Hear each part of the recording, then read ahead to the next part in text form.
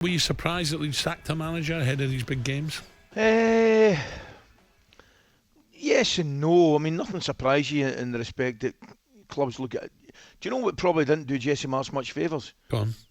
Sean Dyche's getting the result at Everton. Oh, yeah, I thought that you're dead right. You're spot on. You know what I mean? Spot on. I don't think that does them any favours. Yeah. It doesn't do teams down the bottom any favours when they see a relegation rival, if you like, change your manager and get a very positive reaction, positive result.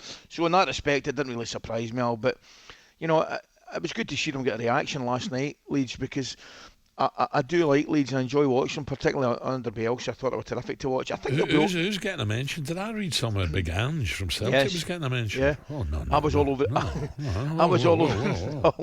I was all over the papers up here because I offered to drive him down. I said I'll go and pick the big fella up and take him down. A Big Ange absolutely deserves a mention because he's been doing really well. No, I don't think he would take it though, but. It's a good job. Leeds is a great club, aren't they? I must admit, I really enjoy going to Elland Road. I go back to 1970, Ali. You know, Hampden Park, 134,000, just incredible. It wasn't just that. It was, with the likes of Billy Bremner, the Gray brothers, Eddie and Big Frank, Go-Go, Joe Jordan, Lorimer. You know the Scots there, Arthur Graham, people like that. Dear me, Billy Bremner. Johnny Giles would leave his foot in there. You Clark and Jones up front. You Norman Bite you. Brilliant team. Madeley. There's Big. Do you know what I watched, darling? Do you know what I watched the other day there? Unbelievable it was. Highlights of the Leeds Chelsea. Aye. What about the tackles? Oh, jeez. What the? It was more violent than the Zulu. I'll tell you what, it was ridiculous. But what a game of football, Alan, wasn't it? I mean, tremendous. And that's a good few years ago now, right enough. But I would urge anybody to go back and watch that. So, talkSPORT's Manchester football correspondent Micky Gray was there last night. What a game. What a comeback from United. Mickey, coming now. Mickey. Morning, Al. Morning, Costy. How are you, mate? You okay? Yes, very good, thanks. Plenty of excitement knocking about last night. I mean, I said to Alan, Leeds actually had the perfect start to both halves, didn't they? But they couldn't see it out. Yeah, they did, Costy, and it was obviously the perfect start that they needed. I mean, scoring after 55 seconds wasn't on the cards for Man United last night when you think they've won 13 in a row at Old Trafford. So I think it was a bit of a shock to everybody. It kind of silenced Old Trafford. And Man United had to react. They didn't do it. It took them about 65 minutes to actually get going in the game. And you have to give Leeds United a lot of credit for that. They've obviously lost their manager. They were organised. They had bags of energy and certainly deserved something out of the game at the end of it. But what a game it was. Did he get his tactics wrong, Mickey? Ten Hag?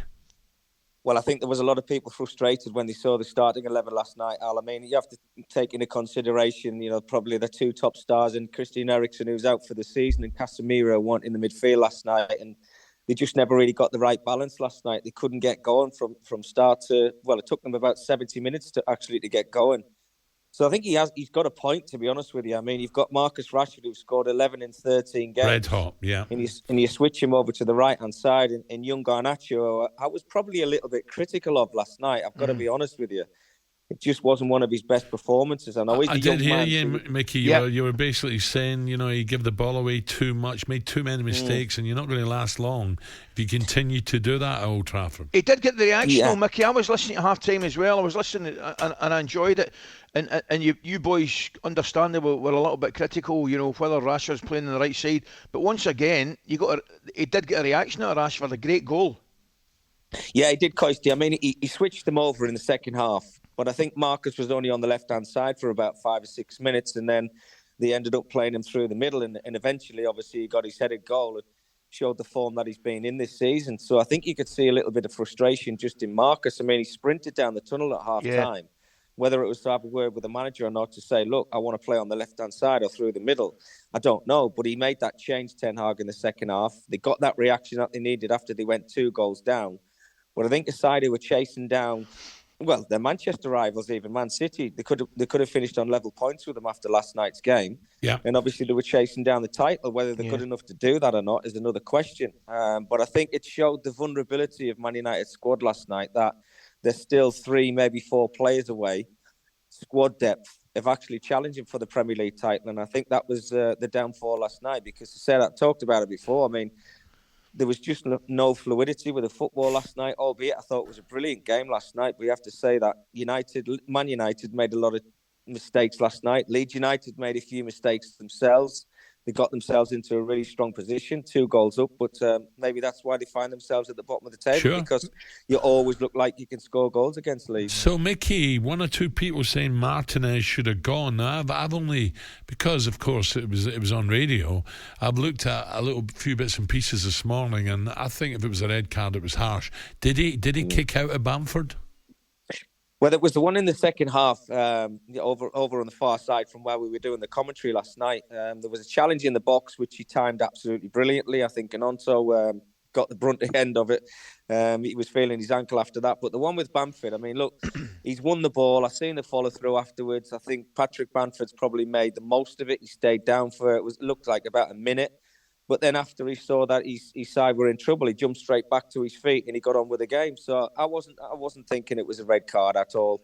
There was a couple of other bad challenges in the game. I think Firpo, when he pulled Marcus Rashford back, could have easily been a red card. I think one of his defenders helped him out because he was just behind him. But no, it was a physical game. It was a little bit scrappy at times. The atmosphere was brilliant in the stadium. But no, there was no red card should have been given out.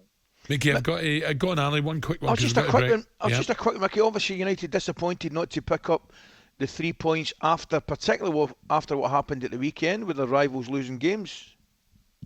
Yeah, no, absolutely, and I think the incentive's always there, Coisty, isn't it?